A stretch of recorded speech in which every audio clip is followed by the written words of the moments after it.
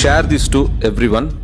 Bangalore to Chennai or Chennai to Bengaluru புதுசாக பார்த்தீங்கன்னா express அப்படின்னு ஒன்று கன்ஸ்ட்ரக்ட் பண்ணிகிட்டே இருக்காங்க.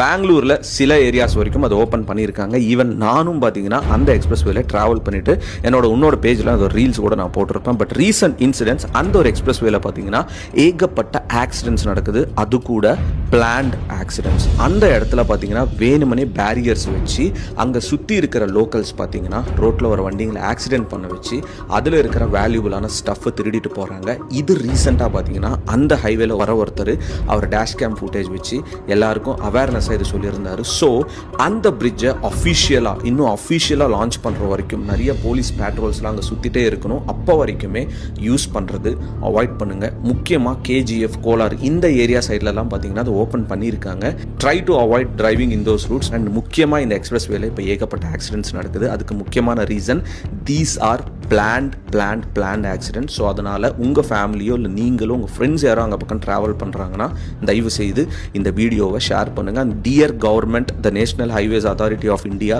கூடிய சீக்கிரம் நீங்கள் அந்த இடத்துல நிறைய பேட்ரோல்ஸ், நிறைய போலீஸ் வண்டிங்களை அடிக்கடி நீங்கள் வச்சாதான் இதெல்லாம் தவிர்க்க முடியும். இல்லைனா this will be a disaster.